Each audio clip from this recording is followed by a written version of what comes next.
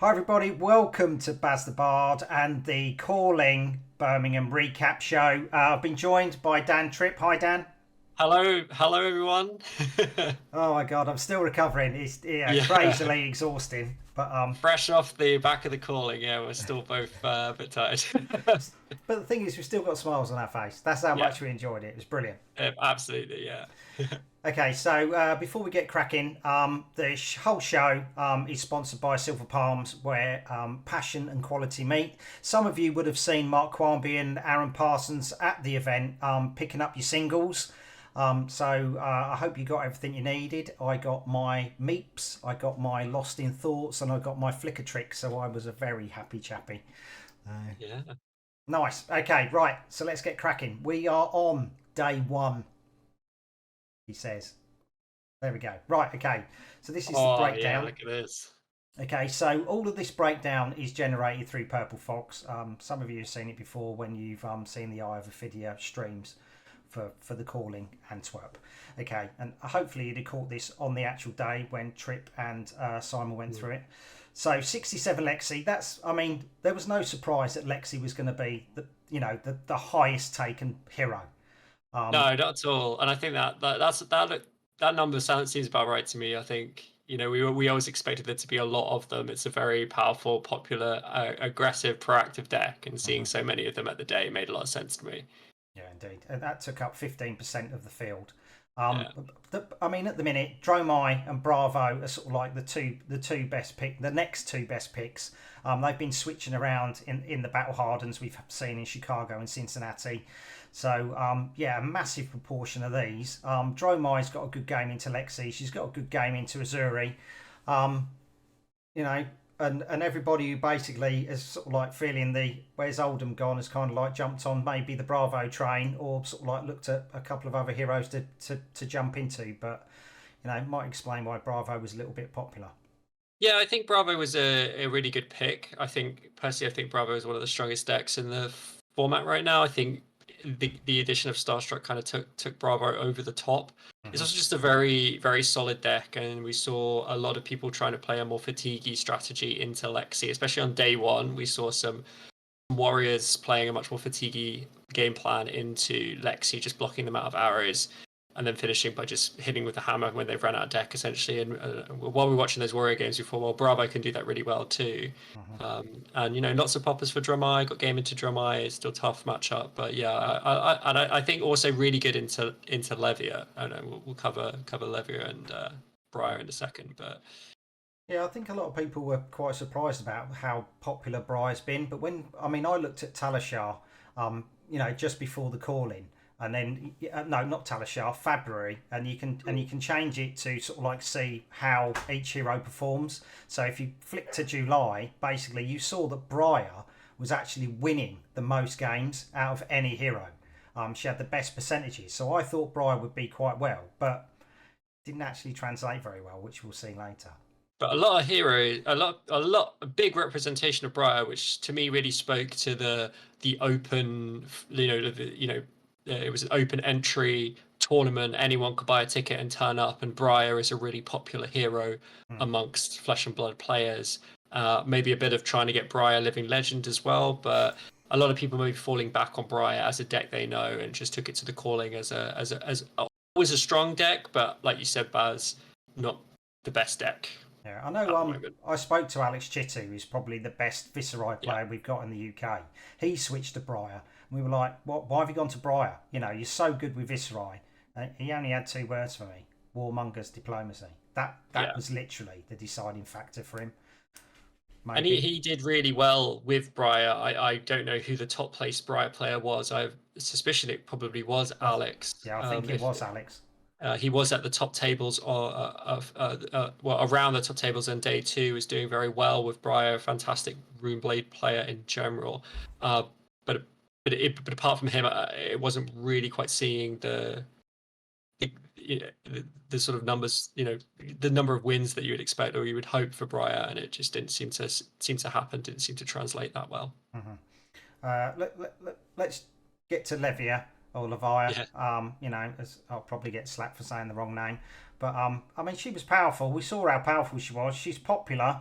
popularity's certainly growing, but Yeah. the consistency, as we saw in one of the games, was just like, oh my god. I mean, the chances of that actually happening were really slim, but it happened anyway. But Or the double ones. I think the double one is kind of like, it just shows that even with all these tools, Levia still can occasionally just kill herself. But yeah, I think Levia really suffered because she was a hero that people expected to see a lot of, and I think a lot of people teched into Levia like Bravo's running the kind of humble pummel package to essentially try and hit Levia, make them take a bunch of blood debt and die. mm, We saw a bit of that. I think people expected Levia to be really, really strong and teched against it.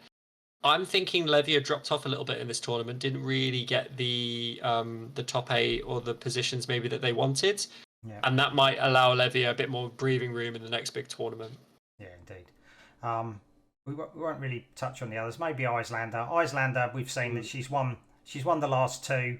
Popularity is certainly growing. A lot of people, have obviously seen the results of the last two battle hardens, and that could be a deciding factor onto going into it. If they, I mean, we saw quite a few players talking about they've gone back to Icelander because of, matchups that they were just familiar with, not necessarily thinking that she was the best hero on the day. And there were still people saying that they didn't think that she was the best. And I think the other one to touch on is just Katsu. I Mm-hmm. think a really large number of Katsu turned up, and also were made it to day two. I think we had 1-6-1 Katsu and maybe 1-7-0 Katsu going into day two. I can't quite remember. It was either 2-6-1s or Yeah, 1-6-1, there, 1-7. there was 2-6-1. So it was Matt Yeah. Duggan that we saw on the last game, and then there was Ashcan. And because of that, I think that really took game away from Dramai, which was one of the predictions that I made, which was that I expected there to be a large number of ninja in the UK. Mm-hmm. And actually, if you look at the number of Fi and Katsu together, which is kind of cheating, but if you look at them together, they're both similar ninja type heroes. We've actually got similar number to Levia and Briar. If there are 39 ninja turned up, and that really eats into the Dramai players that managed to make day two, that wanted to feed on maybe Lexi, maybe a bit of Bravo, Mm-hmm. and then they kept running into George Roger or Fi or a Katsu player, and it really hit their. You can only take two losses to make top eight, and as we saw, even George Roger taking two losses and bubbling on ninth. If you're a Drumeye player, you run into three ninja, and you can beat ninja. Don't get me wrong, but it's really rough. That could just be your tournament there if you run into three ninja in day two, and they were around, and because of I think the quality of players like Leela Green and the players you mentioned, Baz, just taking Katsu and just getting numbers with it really, really changed the dynamic of the tournament. So I think that was a really interesting hero to see in large number. Yeah, to be fair, I was gutted for George. Yeah, He's my mate. We see him win the UK Nationals. He didn't face any Dramai day one, and he faced two Dramai in day two. So, he got through and then got his favoured matchups in day two to push him through. But yeah, he was on 12th going into the last round, and then he finished ninth. The only 10. well, it is sad. Like I think I think if you go 10-2 in a 12 round, I would expect X and 2 in a whatever. I would expect that to be a top 8 conversion.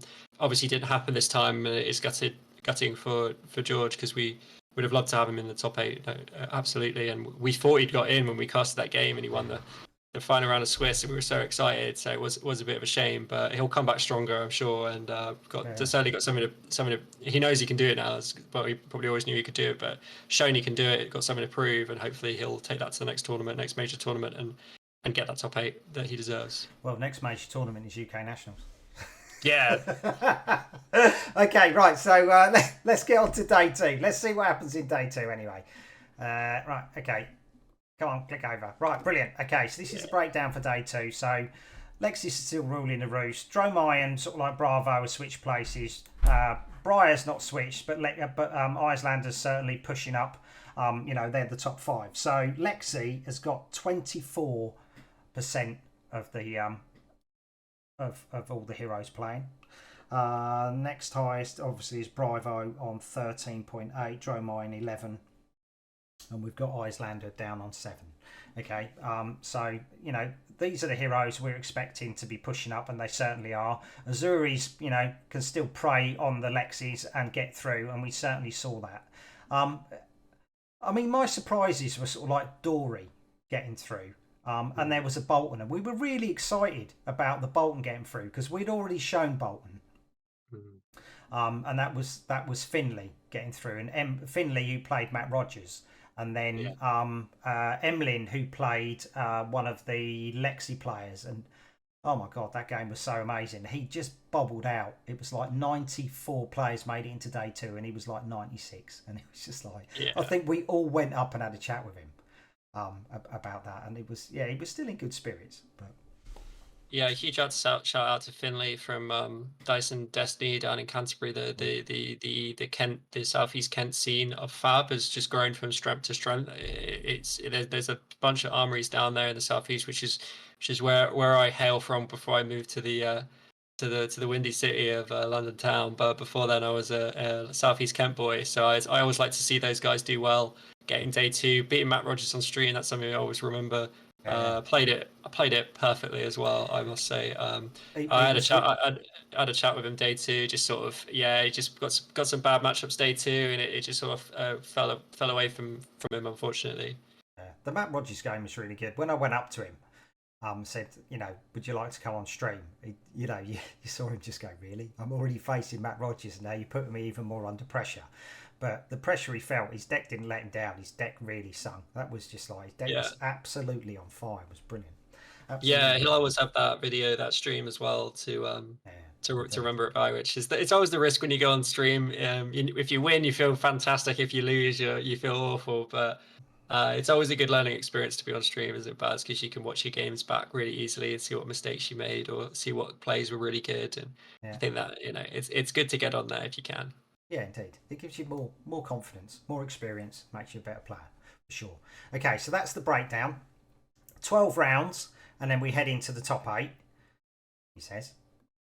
There we go. Okay, so the top 8. So we had Sebastian Grondel on Bravo, Ralph Schlaury on Katsu, Luca, who we had on stream previously, he was on Bravo, Samuel we saw, and he actually faced George Keys in the rounds on stream, and Samuel lost to George. Ashkan Rashid, who was one of the top Katsu going into day 2, Pablo Pintor on Bravo, and the lone Azalea Stefano, and he'd been on stream as well. So that was really cool that they that we just managed to pick players that all that made it into the top 8 that we'd already shown, which it's just really fortunate that happens. But yeah, it was great, and Stefano's game was incredible against Jamie Faulkner, I believe it was. Really tough matchup for Azalea, but did manage to take the win, and obviously managed to ride that right to the top 8. So that was really great.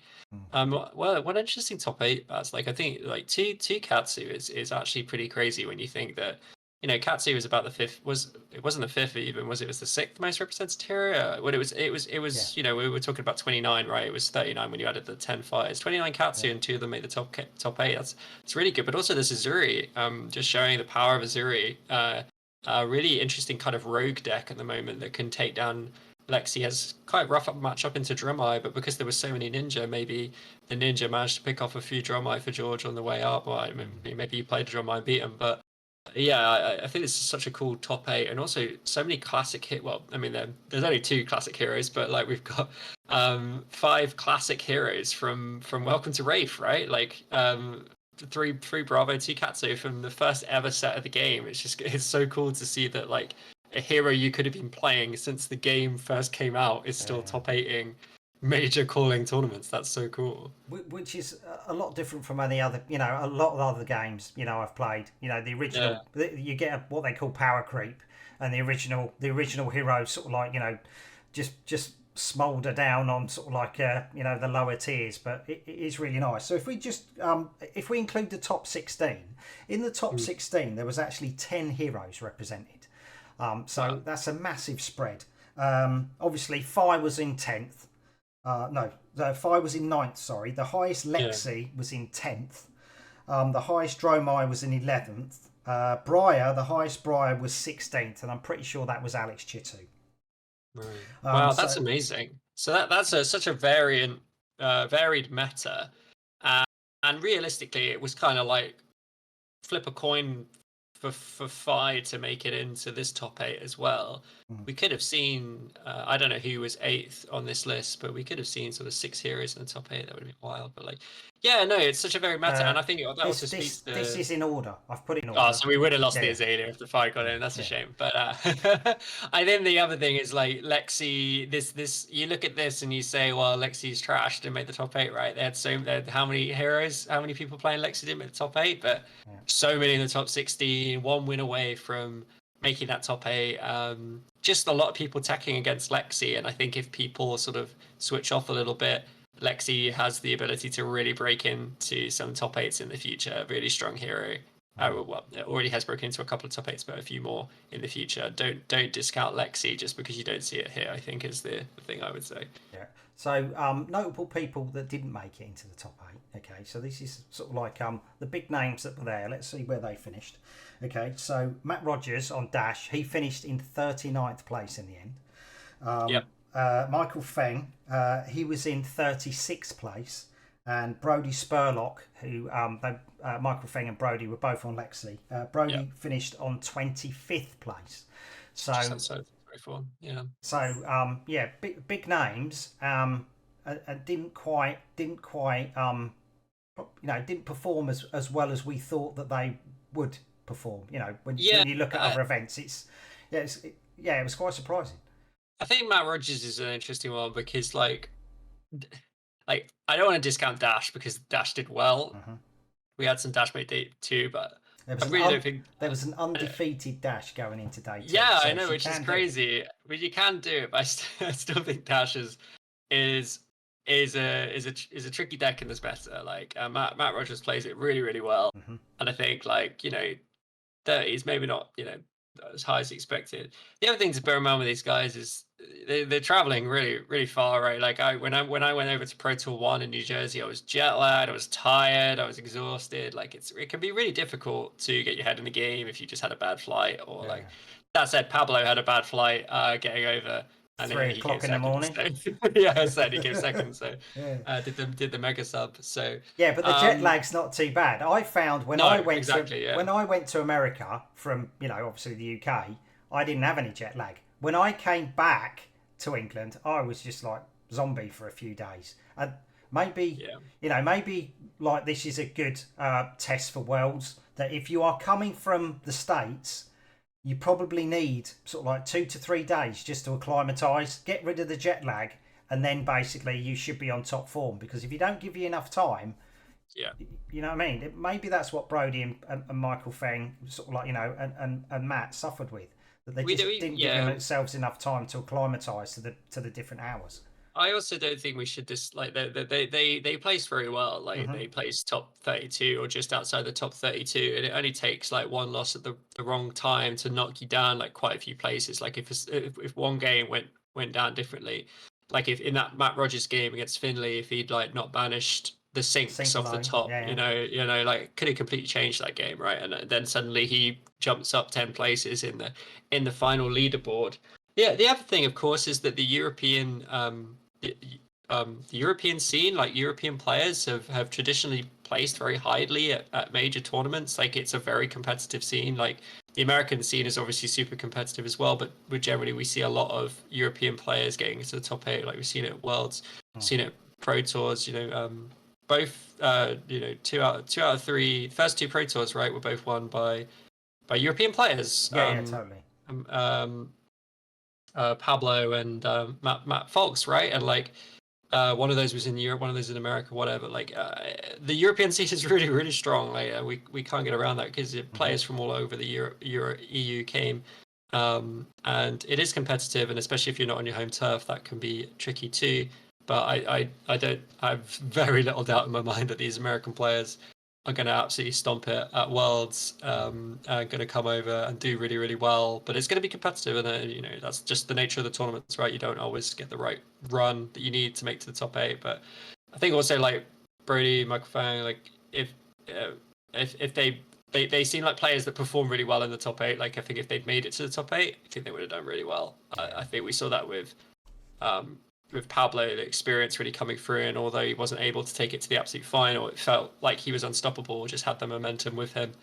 You would have thought. I mean, this is when I spoke to Brody. He was testing out decks and ideas when he went to Chicago, and then obviously, he's used Calling as a bigger testing ground. Is he going to stick with Lexi? Because just like us, like Nationals is only a few weeks away, and what better place to actually practice in a 427 player event? Yeah, that's the best place to practice. American Nationals is so competitive. It is the equivalent of a Calling, like even in like living legend points, right? Like it's huge, and I think they made a really good choice and I also think maybe they didn't necessarily play the deck that they maybe think is the best deck because they wanted to try some things out. They wanted to see what they could do with Lexi. So yeah, watch those players for sure. I think they're going to come back really, really strong at US Nationals and at Worlds. Yeah. Okay. Right. So this is top 8, top 4. This is top 4. So Sebastian played Samuel, and then we had George Keys versus Pablo on stream. George Keys is such a nice dude. It's just unreal. Yeah. He was. Thing is, it's a shame we didn't have player commentary and your commentary. Because George Keys and Samuel Brabham, that was probably my favourite game to actually sit at the table and watch them play. The interaction between them was really good. But George and Pablo, they got on so well at the table. It was just unreal. It was just really, really nice to see. So even though you were playing in the top 4 of the Calling, it was like you were playing on the kitchen table. They both wanted to win. But it was just so super friendly, and it was just fantastic. It was an absolutely fantastic game. Yeah, I think I didn't. I was also not casting so Hamish and Simon did this game between Georgia and Pablo on stream, so I actually got to hear a little bit of the chatter as well in the room, which was really nice too. I think also, I think in general, I found the tournament, the attitude and it was really good. Like I just feel like everyone was having a good time and people were playing very openly and honestly with each other. That was just my impression. Obviously, I wasn't actually playing in the tournament because I was casting it, but that was just the kind of vibe I was getting from the tournament. So that was really great to see. Yeah, nice. So when I said to Samuel he was going to be playing Sebastian, who was King of Swiss, he said, "Yeah, I've already beaten him." So I was just like, "Oh my god, the confidence was just unreal." Even though Sebastian was playing 3 AB against him, so that was not an easy match for Samuel to get through, and Sebastian already knew what Samuel was going to do, so he was like forewarned and forearmed, and Samuel did manage to get that. So we've got Samuel versus Pablo in the final. I'm sure everybody watched it. Pablo, he came out the gate swinging, starstruck. He come out with some big bombs, and he looked like he was the aggressor, and he could follow it through. But Samuel, to be fair, he clawed his way back into that game. He played very well. Yeah, Sammy chipped him down really well, and like just was patient and like played through the sigils and just kept chipping away, just kept putting damage in, kept making awkward turns, got good use out of his Insidiouses. Managed to get an early Frost Hex down. I think the Frost Hex had a huge impact on the game, but just sort of changed the way that Pablo had to play, just had to bear that in mind. There was a big pivot turn where Pablo felt like he was in control, just drew into a really bad blocking hand, like 2 Find Us Fighting Spirits, which are normally pretty good, and a couple of other cards that only block for 2. Just happened to be the turn that Sammy had the, I think it was E-Strike go again into a Wounded Ball or something like that, 5 into 8. And because Pablo was on higher health, wasn't able to heal off the Findels, took him really low. All this time, Sammy's on like 3 health, right? Like really, really low. Any point, Bravo might be able to go over the top, but just had a really bad blocking hand, and then Pablo's life total went down so low because the blocks on that hand were just so terrible that now suddenly he was in kill range of stuff that Sammy could do, and it just went out of his grip, and it felt like Pablo had been in control not just for that game, but like the previous 13 games. Obviously lost the first one, then blasted his way through Swiss. And then just felt very much in control in that semi-final against Azuri. Like it was obviously, like you said, Baz, a very well played game, very good-natured game, but it felt like Pablo was completely in control and just sort of knew what they were doing. I mean, we'd seen Pablo play against Azuri at other tournaments on stream in the past, and we just saw him sort of dismantling Azuri, but then just drew a bad hand. Yeah, but against Azuri, he was playing sort of like hold the line, so we started to see sort of like these new defensive tricks coming in. That was brilliant. Defense for two. I think at the time he timed it really well. So George had drawn two cards, so he was basically negating the next three, and it was just like he got the most out of that card. What I found watching Pablo, he gets the most out of his cards all the time. No card is wasted. He's just like flipping heck. It's just fantastic to watch. I was standing over his shoulder doing the cards, and seeing what he had in hand, and I was just like flipping heck. He was so nice. Like sometimes you're just privileged just to be in the same room and see a game. Whether or not I actually picked up how to play Bravo, I don't know. But yeah.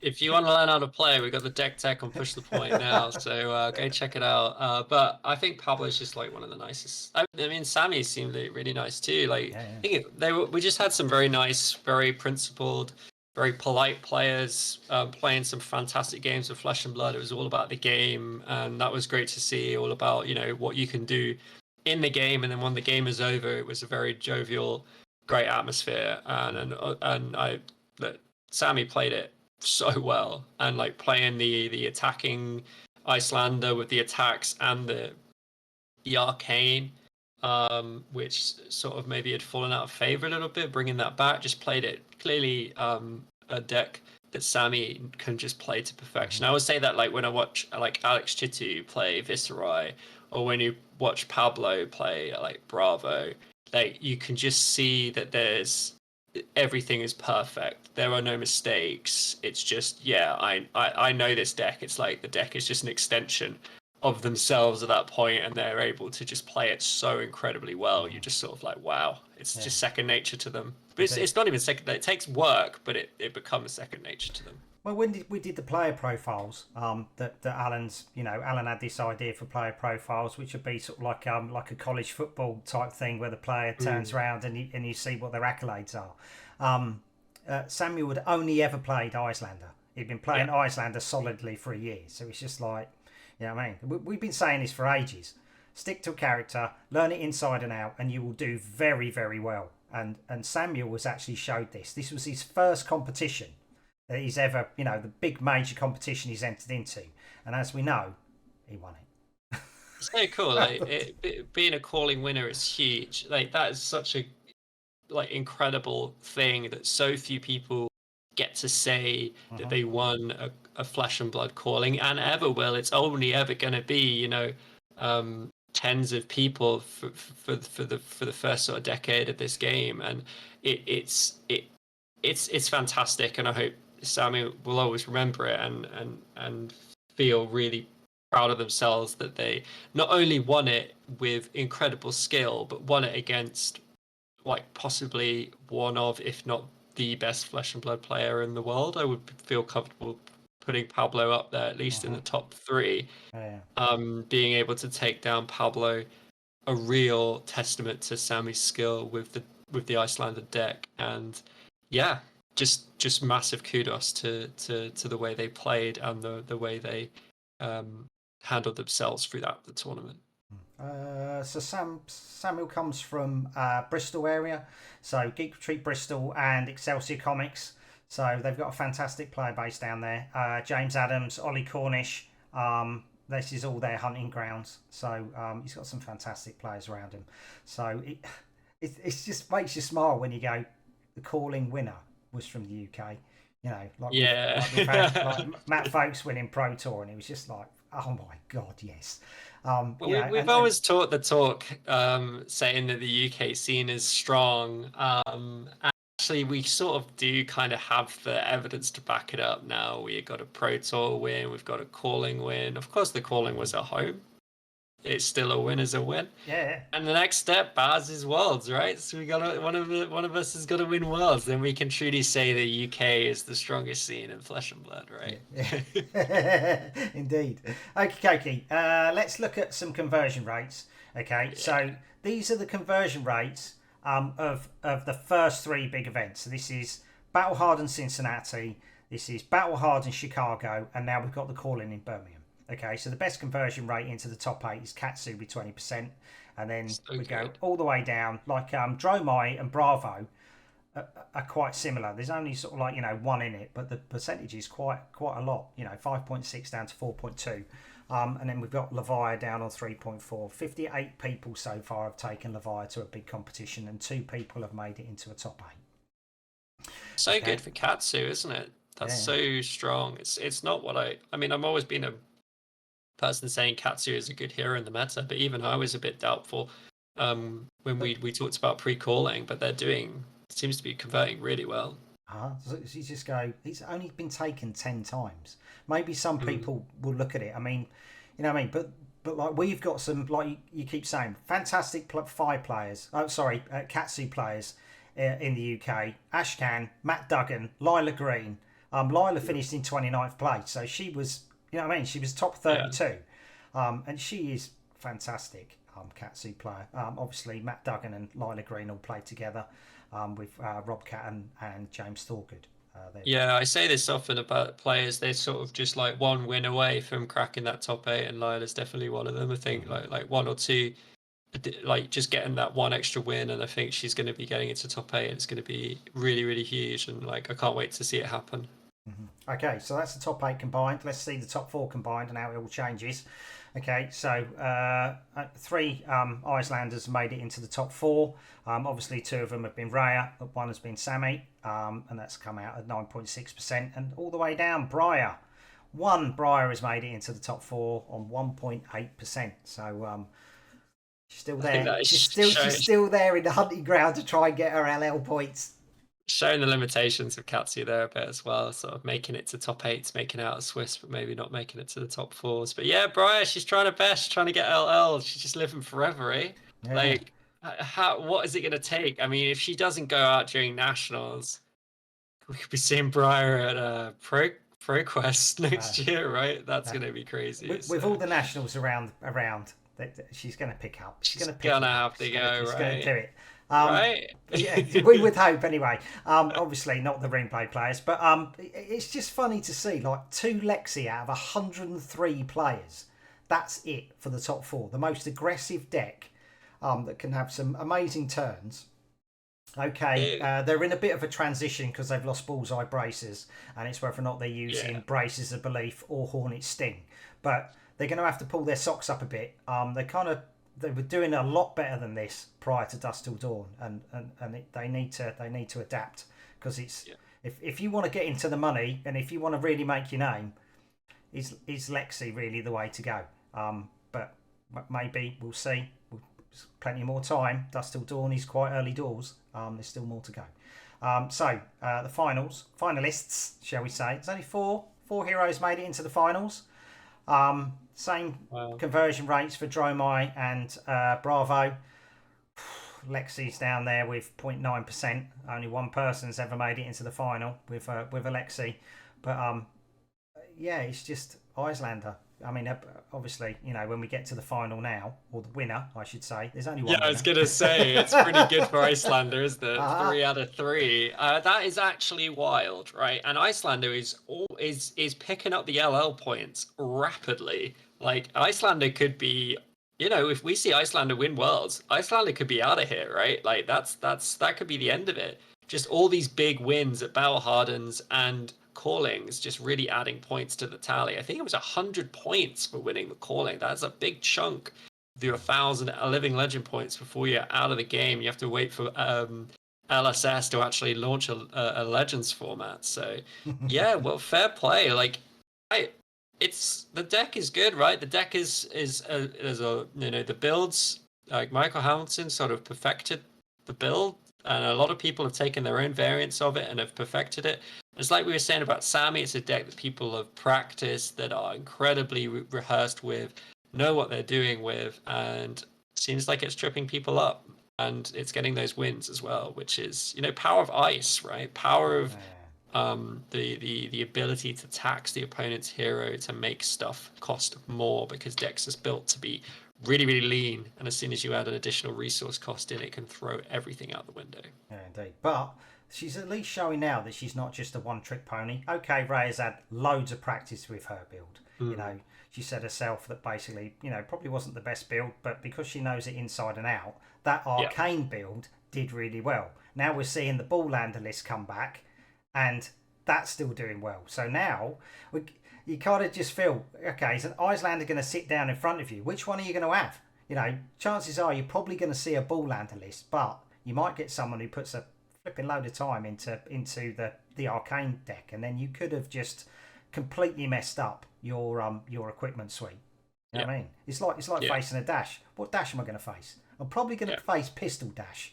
And then someone's just going to do a left turn and just go, no, you're not facing pistol dash, mate. You got pounders. It's just like, shit, okay. I've sideboarded completely wrong for this, but that's the power of it, isn't it? When there's two good versions of a deck out there, and it's like, what am I gonna do, right? Yeah. We saw it a bit with Dory as well. Like people thinking, oh, I'm up against a Dawnblade, and suddenly they throw down the big old axe, and then they just start blocking, and it's like, okay, well, what do I do now? I've just recorded a load of games with Decimated Great Axe Dory. Nathan Hills is playing that. They do switch to Dawnblade when facing Dromai. And it's just it makes sense. So he played me. I was playing Dromai. He played Decimated. He played the Dawnblade, and it was just like, just kill my dragons. Oh look, now I've got.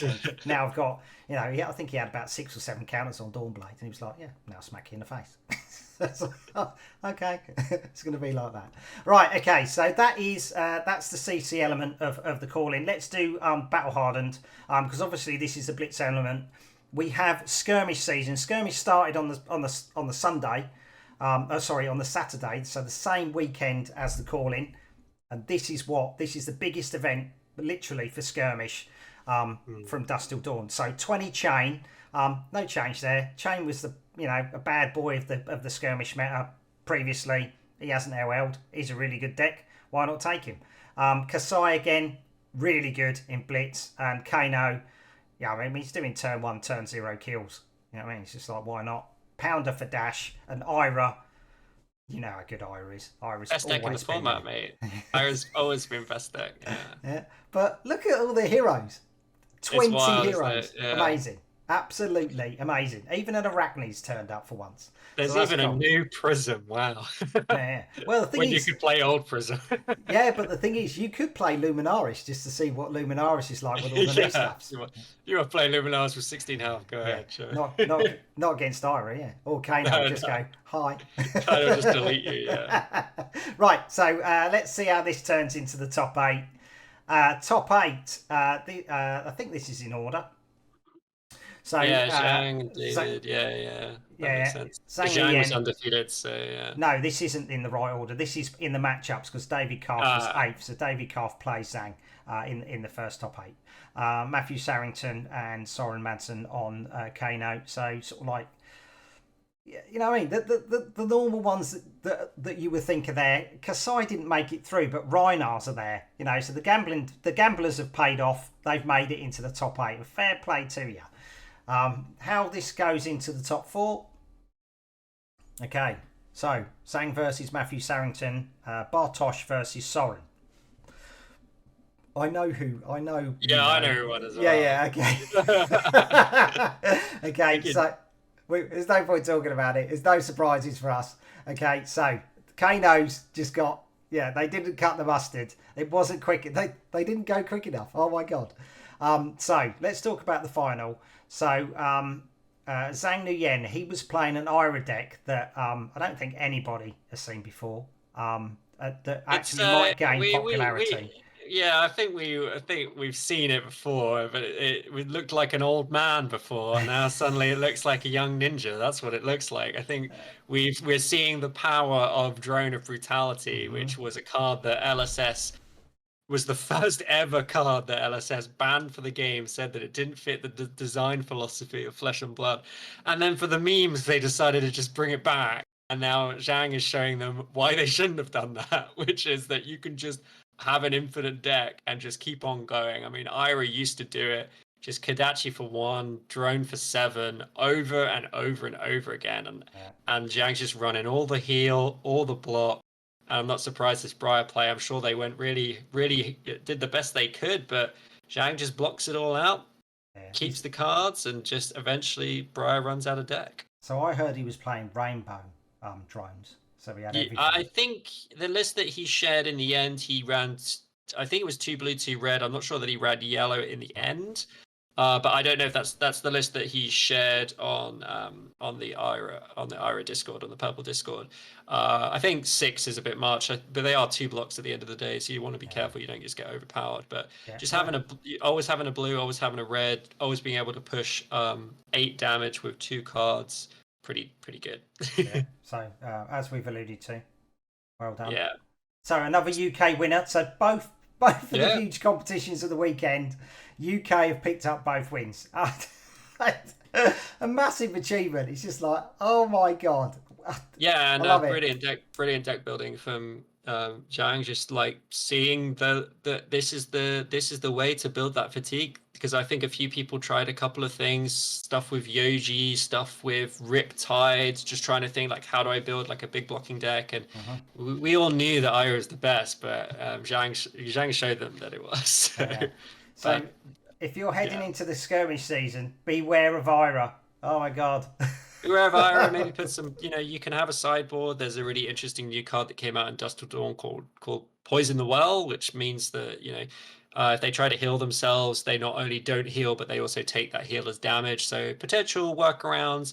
There's Burdens of the Past, which you can play, and it means they can't play a defense react if they've got a defense react of the same name in the graveyard. So, and there's always the other thing that I didn't see, which was always my strategy for playing against fatigue deck like this, is the classic pitch stack Exude Razor, and just wait for it to come around and just try and kill them dead with that. And that tended to work very well against Oldham in the old days. So definitely a few things you can do, but the other thing, of course, is you can just play it. So I remember playing Simon Denning, and we were both playing this Ira fatigue match. Yeah, and he got me. He was a better ninja player than me, that's for sure.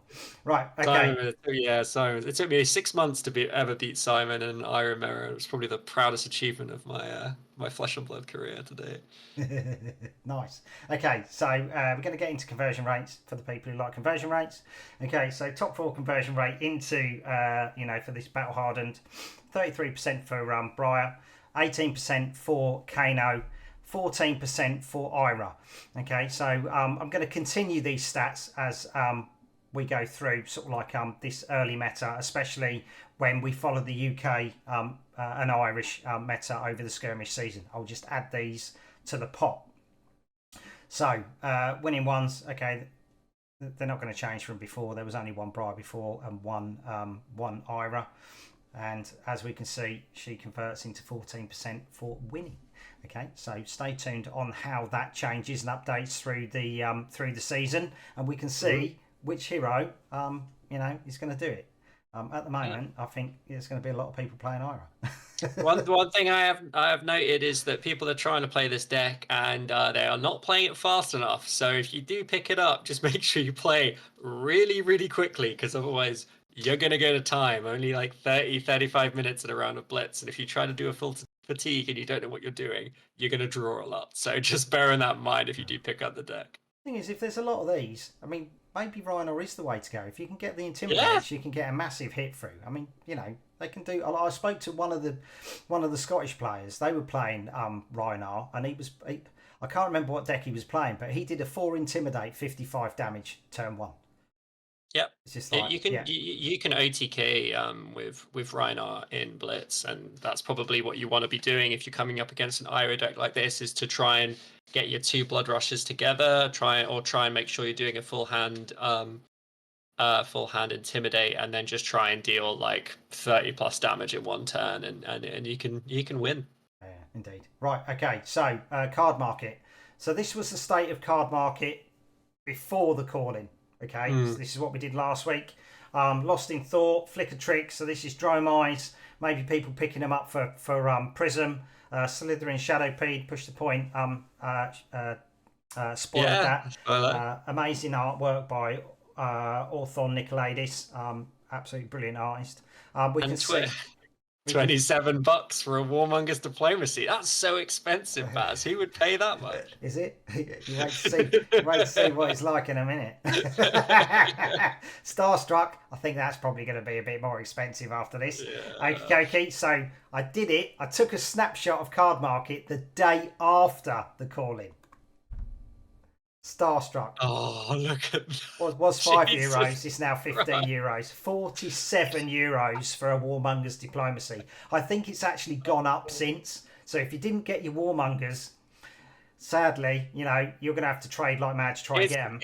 It's not funny, really, is it? Like, I mean, we don't want any more £50 plus Majestics in the game. It's just rough for new players, and I do hope it goes down, or LSS has a little think about whether they can sneak one into this new sideboard slot they've got coming in the next set, because blimey, 47 for just an M. It's nothing special. It's not short printed or anything, is it? Wow. It's selling for more than Codex was when we were saying, gosh, Codex is crazy expensive, and this is 47. Yeah, I mean, this is everybody starting to take out for Lexi, isn't it? It's just like, have a Warmongers to the face. What are you doing?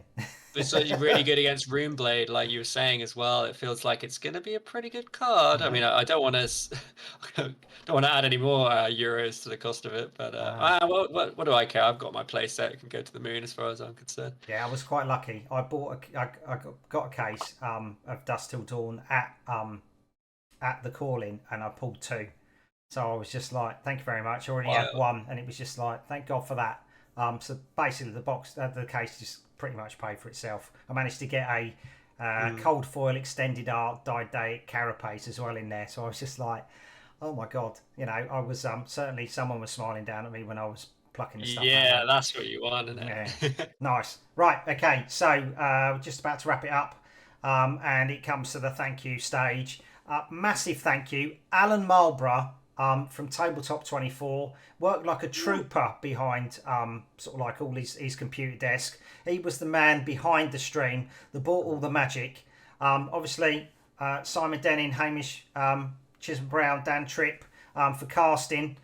Dudes, you were brilliant. Absolutely brilliant. Absolutely did a fantastic job. It was just great that we had sort of like UK content creators all working together to push this through and absolutely make it the best event that we could possibly do and not let anybody down. Sean McCherry was running around. He was doing a vlogs for LSS and keeping up to date with everybody who wanted to do it that way. He never stopped. He was either typing on the laptop or running around with the camera. It was just like, just feed him some more energy bars and just send him out. It was awesome. The Living Realms team, Fabio, Ryan, Jake, and everybody else, V. Flipping out. You were there 7 o'clock in the morning. You didn't leave until 9 o'clock at night. And that was like throughout, just non-stop doing stuff. And you couldn't do enough for everybody. And I think the unsung hero of the entire call-in was Oriel. I don't think she gets enough praise. For those people who don't know, she started off in Eye of Ophidia. She developed Purple Fox, and for everybody who basically runs tournaments for Fab, you need it. Okay. Yeah. The call-in was hailed as one of the smoothest running events that has ever been done, and that is down to that lady. She is fantastic, so clever, and we are very lucky to have her within Fab. So thank you very much. Obviously, my Patreons, Andrew Rayner and Bolful, thank you. I actually met you at the show, so that was quite cool. Thank you for coming to say hello. Dan, do you want to close out? I was just wanted to say huge thanks to Baz, because that's the. I mean, you can't put your own name on here, so it's my job to say Baz's name should be on here. Baz does so much for this community, and you were doing so much work, because you were not only doing the interviews, you were helping Alan out behind the scenes. You were bringing people to the table. You were going out there. You were chatting to people. You were making sure everyone was good, having a good time. You gave me, Simon, and Hamish some incredible beers, which we will be drinking on the next episode of the podcast, which I'm very worried about. You'll know why. You'll know why when we drink them.